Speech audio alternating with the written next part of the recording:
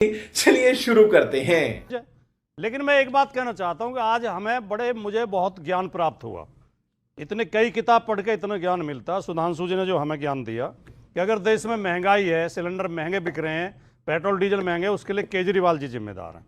अगर जमाखोरी हो रही है तो उसके लिए अखिलेश यादव, झूठ मत बोलिए। मैंने उसके लिए अखिलेश यादव जमाखोरी राज्यों का विषय है। मैं तो बिल्कुल शांति से सर इतना झूठ मत बोलिए। मैंने नहीं कहा केजरीवाल जिम्मेदार, मैंने कहा आपके राज्य में जमाखोरी है कि नहीं। मैं बोल कहा राज्य जमाखोरी मैं बोल लूं, केजरीवाल शब्द ही मैंने नहीं बोला। इतना तो झूठ मत बोलिए। चलिए, आपने 10 बार कुलदीप जी से पूछा कि पंजाब में वो तो केजरीवाल नहीं बोला ना हमने, महंगा है। फिर आप क्यों झूठ बोल रहे हैं? आप 21 राज्यों में नहीं घटा रहे, एक राज्य के आपको जो हमने केंद्र में घटा दिया।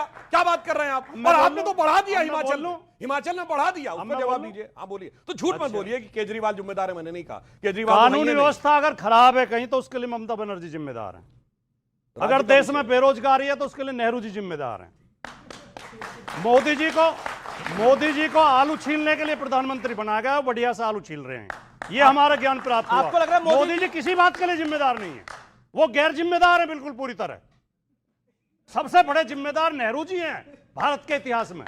जो कुछ गलत हो जाए नेहरू जी जिम्मेदार। सत्ता के अहंकार से लड़ रहे हैं। उस समय नेहरू में सत्ता का अहंकार था, उनसे लड़े।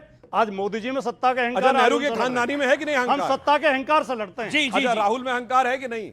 वो सत्ता में ही नहीं है। अरे भाई, आपको सीटें जो नहीं सत्ता में हो, आपको सीट नहीं दी, दिल्ली में लड़ने को अहंकार था कि नहीं? सर हमने मांगी नहीं। अच्छा ठीक है बोल सवाल क्या आपका? सर सबसे पहला सवाल मेरा आपसे है, सरकार से है। सरकार के तरफ से आप पक्ष रखने हैं। आपने पाकिस्तान की बात कर ली, आपने श्रीलंका की बात कर ली, आपने पूरे देश विदेश की बात कर ली।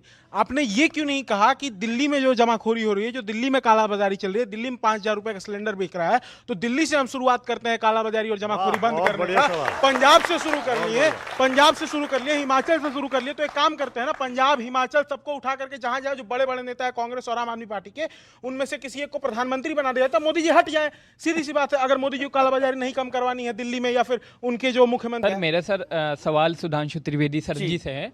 सर मैं ये कहना चाहता हूं कि आपने कहा कि अमेरिका को साथ रख के चलना चाहिए। सर आप सच बात अभी कहा कि आप अमेरिका के साथ चलना चाहिए। लड़ने को कह रहे हैं जो हमारा सबसे बड़ा ट्रेड पार्टनर है। आप एक बात बताइए, जो अमेरिका पाकिस्तान का साथ दे, जो बोले कि हमारे फाइटर जेट गिरे हैं, जो बोले हमारे पे 35% टैरिफ लगाए, जो हम पे मतलब पाकिस्तान का साथ ज्यादा देता है और हम पे बोलता है कि तुम्हें छूट है। सर वो देने वाला होता कौन है? हम अपने देश के वो है।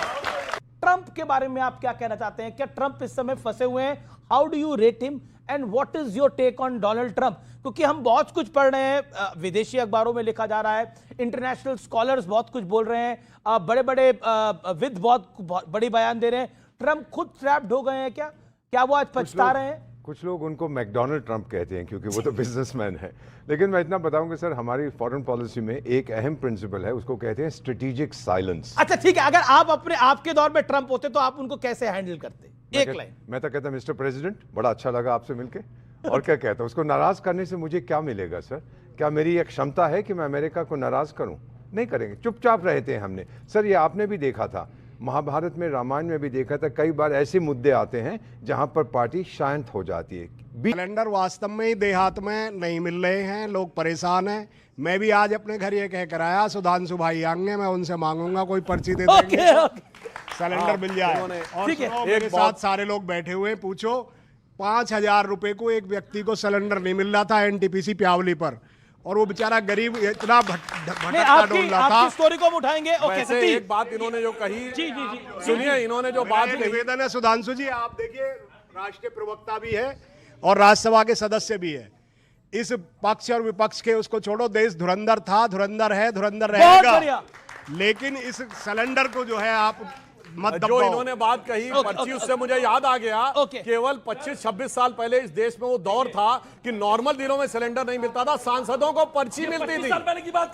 20 सुनिए, अटल जी की सरकार आने के बाद ठीक हुआ, वरना 20 कूपन मिलते थे कि जिसको चाहो उसको गैस का कनेक्शन दे देना, वरना गैस कनेक्शन मिलता नहीं था। पर इनको नहीं मिल रहा सिलेंडर, इसके लिए कोई व्यवस्था करनी चाहिए। नहीं, देखिए इसीलिए सरकार ने जमाखोरी वाले कानून को दोबारा एक्टिवेट किया है और सभी राज्य सरकारों से कहा है कि जहां जहां जमाखोरी हो रही वो कड़ाई से कार्रवाई